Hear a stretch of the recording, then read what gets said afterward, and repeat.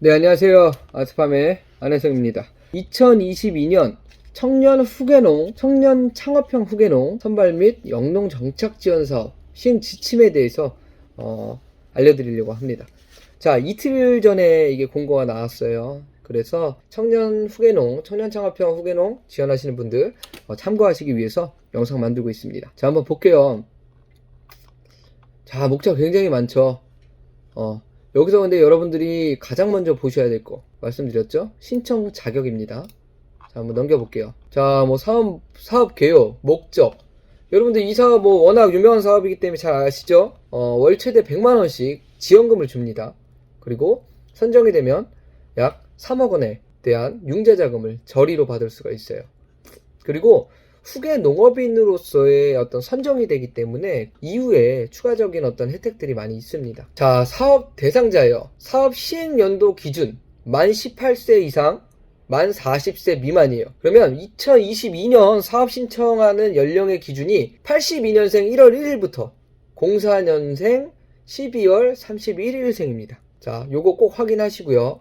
그리고 독립경영 3년 이하의 경력이 있으셔야 돼요. 내가 이전에 청년창업농 받지 않고 내가 독립경영체 등록을 통해서 영농 이 활동을 3년 이상 했다. 그러면 나이가 해당이 돼도 자격이 안 되겠죠. 자, 이거는 이 독립경영 지금 농업 하시는 분들 실제 내가 몇 년 차인지 볼 수 있는 지표들이에요. 그래서 본인이 영농을 이미 하고 있다. 그러면 요 일정을 보고 내가 몇 년 차에 해당되는지 확인하시면 됩니다. 그리고 청년창업농은 이 병역이 해결이 돼야 됩니다. 자, 병역 필 또는 병역 면제자여야 됩니다. 자격이.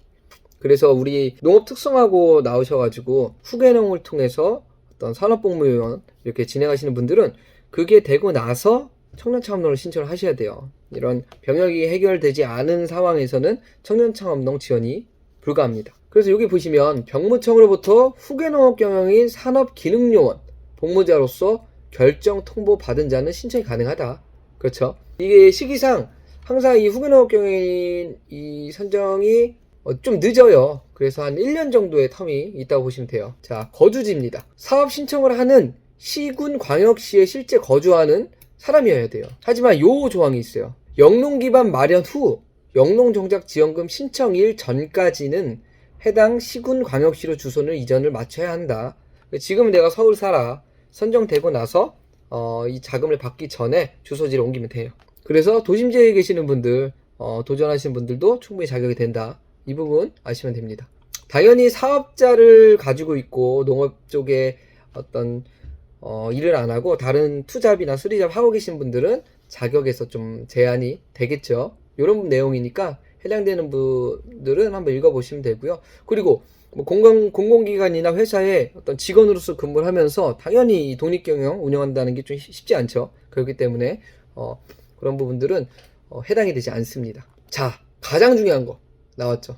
드디어 2022년도에 기준이 나왔습니다. 건강보험료 100원 때문에도 대관되고가 결정되기 때문에 꼭 보셔야 돼요. 자, 본인 세대 웬만하면 넘어요. 대기업 연봉 8천, 9천이어도 해당되는 수치이기 때문에 직장가입자 본인 부담액 20만원 넘어야 되고 지역가입자는 21만원이어야 됩니다. 근데 부부가 내가 사업을 하고 와이프는 어떤 취업활동을 해. 그래서 합산을 했는데 30만원이야. 안 됩니다. 이거 확인하셔야 됩니다. 근데 요거는 웬만하면 되는데 부모님 세대 꼭 보셔야 돼요. 직계 존속 세대 직장가입자 27만 8천원, 지역가입자 30만원 좀 올랐어요. 매년 변경이 되기 때문에 이 부분 꼭 확인하시기 바랍니다. 저는 그래서 개인적으로는 이 청년창업농이라는 게 그래도 지원을 해주고 융자를 이제 어떤 세금을 통해 가지고 지원을 해주는 사업이지만, 자, 우리 청년들이 사실 이 부모님에 대한 건강보험료가 넘어서 안타깝게 떨어지는 경우가 너무 많아요. 그리고 생각해 보세요. 농고 나오고 농대 나와서 평생 나는 농업 쪽에 꿈을 갖고 있는 친구야. 근데 부모님이 공무원이시든지 아니면 뭐 기업에 다니셔. 그러면 건강보험료가 안 넘을 수가 없어요. 근데 이 친구는 부유하지도 않아, 그렇게. 그러니까 부유하지 않다는 얘기가 그렇게 막 부자가 아니야. 그런데 그러한 이 건강보험료 기준 때문에 이 친구가 이 3억 원에 대한 융자자금도 해당이 안 되고 이 정책자금도 안 되기 때문에 농업의 길을 포기하는 농대생들이 많이 나오고 있어요. 우리 농장에서도 벌써 2명 정도가 있었고요. 굉장히 안타까워요. 요즘 부모님한테 이렇게 돈 빌려가지고 부모님 자금으로 부모님 땅에서 하는 사람 많이 없습니다. 왜 없냐면 지금 이미 청년창업농 사업이 이제 5년차 다가가죠. 기존에 기반이 있거나 승계를 받은 친구들이나 기존에 영농의 어떤 그런 기반이 있었던 친구들은 이미 다 선정이 됐어요. 지금 들어오는 친구들은 웬만하면 다 신규농이 많아요. 신규농이 많다는 얘기는 창업농이 많다는 얘기고, 이 친구들은 대부분이 이 정책 자금을 활용을 해야 됩니다. 그렇지 않고서야 우리 청년들이 담보가 어디 있겠어요. 저야 뭐 운이 좋게, 저는 뭐 직장 생활을 뭐 10년 가까이 했고 지금 30대, 이제 내년에 39이죠. 그래서 제가 그간에 어떤 투자해놨던 거나 제가 뭐 기업 다닐 때 사놨던 아파트 뭐 나름 이렇게 폭등을 해가지고 나름 그거에 대한 어떤 융자자금을, 뭐 기업 융자자금을 받아서 이렇게 힐링팜이라는 것이 탄생을 했지만, 일반 우리 친구들이 부모님의 돈을 빌리지 않고 본인의 어떤 자본력 가지고 할 수 있는 친구들은 없다고 봐요, 거의. 그렇기 때문에 이런 건강보험료 제도가 나중에는 좀 바뀌었으면 좋겠습니다. 자, 어찌됐든 다음 고등학교, 대학교 재학생과 휴학생 안 되겠죠. 단 사업연도 졸업자 예정, 졸업 예정자는 돼요. 자, 이 부분 꼭 확인을 해주셔야 됩니다. 그리고 이제 중요한 부분은 지난 것 같아요. 그래서 여기 전체 이제 국가적인 예산이고, 와, 지원 규모 또 늘어났네. 2,000명으로. 여러분들 2,000명으로 늘어났어, 2,000명. 작년에 우리 1,600명 늘어났을 때 경쟁률이 1.9대 1 정도 나왔죠. 토탈. 근데 지역에 따라서 막 4대 1 나온 지역도 있지만, 어찌됐든 점점 늘어나고 있습니다, 규모가. 그만큼 이 농업에 대한 중요성이 정부에서도 잘 알고 있다는 얘기예요. 자, 농업 자체는 우리가 이러한 지원금을 받는 거를 왜 받는지를 알아야 돼요, 우리 청년들이. 그냥 농업한다 그래서 주는 돈이 아니에요. 우리 청년들이 농촌 쪽에 왔을 때, 농업 쪽에 종사를 했을 때 우리는 항상 이야기를 하죠. 이런 행위들 자체만으로도 굉장히 큰 공익적 역할을 해요. 이게 바로 농업의 다원적 기능이라고 하는데, 굉장히 좀 여러 가지 설명하려면 굉장을 긴데, 결론적으로는 우리 청년이나 이런 귀농자분들이 농촌에서 영농을 하면서의 어떤 수익 창출을 하고 지역경제 발전을 하는 데 기여를 하는 부분들이 직접적으로 보이지 않는 이런 경제성을 봤을 때는 전국적으로 약 100조가 넘는 경제적인 가치를 가져옵니다. 그만큼 이 농업이 중요한 겁니다. 자, 그래서 사용 용도는 웬만하면 다 됩니다. 3억 자금 가지고는 당연히 농지 구입부터 뭐 시설까지 다 되는 거고요. 뭐 지원 카드 가지고는 뭐 주유해도 되고, 농약, 영농 활동에 하는 데에서는 다 쓸 수가 있고, 또 생활비로도 쓸 수가 있기 때문에 굉장히 큰 도움이 됩니다. 자, 대신에 이제 이행 조건들이 있겠죠. 의무사항들은 의무 교육이 있고, 또 재해보험 가입이 있고, 경영기록 장부, 또 전업 독립 영농 유지, 신고, 뭐 이런 것들이 있어요. 조금 이런 것들은 근데 실질적으로 영농을 하면서 필수적으로 해야 되는 것들이에요. 그렇기 때문에 의무사항이라고 해도 너무 부담되는 부분이 아니기 때문에 저는 요 관련된 것들을, 자, 재해보험 너무 좋죠. 재해보험 95% 보조예요. 1년에 800만 원에 대한 보험비를 한 70만 원밖에 안 냅니다. 얼마나 좋습니까?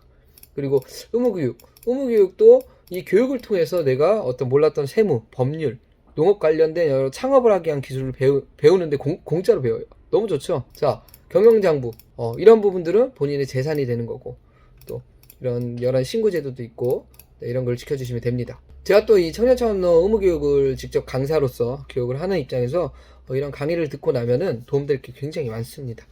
저 또한 3년차로서 교육을 이번에 완전히 다 들었고요. 이제 저는 끝났습니다. 그래서 이 디테일한 부분들은 한번 읽어보시면 되고, 제가 중요한 부분들은 다 찝어드렸습니다. 자, 그러면 뒤에 가서 한번 요거 볼까요? 청년농업인 영농정착 지원사업 대상자 체크리스트. 자, 이 체크리스트를 한번 쭉 보시면서 준비할 서류들도 있어요. 전 처음에 이 금융기관 신용조사서 이거 처음에 접수기간이 다 됐는데 발급 안 받아가지고 급하게 농협 가서 받은 기억이 있는데, 여러분들도 요거 사전에 미리 준비하시고요. 대부분이 뭐 경영체가 없기 때문에 요 재산 관련된 건강보험료 요 부분은 확인하시면 됩니다. 자, 그리고 이거는 선정되고 나서기 때문에 교육시간, 필수교육과 선택교육 이렇게 이수를 하셔야 된다는 부분이고요. 사업을 지원하실 때 제가 항상 이야기하는 거 있죠. 뭐든지 평가지표를 봐라. 서면에 대한 평가지표를 통해 가지고 여러분들이 내가 강점은 어디 있는지, 약점은 어디가 있는지, 또 이거에 해당되는 정량적인 스펙들이 있어요. 뒤에 내가 100시간 이상 들었는지, 안 들으면 1점 까이는 건데 2점, 이거 미리 들어놔야겠죠. 그리고 자격증 어디에 해당이 되는지 제가 항상 이야기를 하죠. 어느 분들은 뭐 왜 공모전이나 경진대회 이거 사업해야지 이런 걸 왜 하냐, 다 그게 사업의 연장선에 있어요. 보세요. 수상 실적 무조건 들어갑니다. 이건 이것뿐만 아니고 농업하시고 예비창업 패키지나 이제 중소벤처기업부나 모든 어떤 사업화 자금에 경진대회나 경연대회 이런 공모전에 대한 가산점이 다 들어가 있어요. 그래서 이런 부분들은 꼭 챙기셔야 됩니다. 그리고 내가 농업회사에서 일했던 경력이 있다, 또 관련된 교육을 받은 게 있다, 그러면 가산점 2점이 들어갑니다. 농산업 분야의 실무 경영, 인턴십, 우리 힐링팜에서 농업 유망기업으로 선정이 되고 또 농식품 벤처 인턴 관련해가지고도 운영을 하고 있기 때문에 많은 친구들이 여기서 가산점을 받고 이렇게 나가고 있어요. 서면이 끝나면은 제가 그 뒤에는 면접에 대해서 디테일하게 올리도록 하겠습니다. 자, 오늘 영상은 여기서 마무리하고요. 이게 이제 우리 지침에 다예요. 뒤에는 신청서기 때문에 신청서 한번 보시면 되고 전체적으로 1차 신청 열심히 하시면 좋을 것 같고요. 제가 이 전에 영상에는 사업계획 쓰는 방법 다 올려놨어요. 그거 보시고 참고하시면 되겠습니다. 자, 이상 안스팜TV의 안혜승이었습니다. 감사합니다.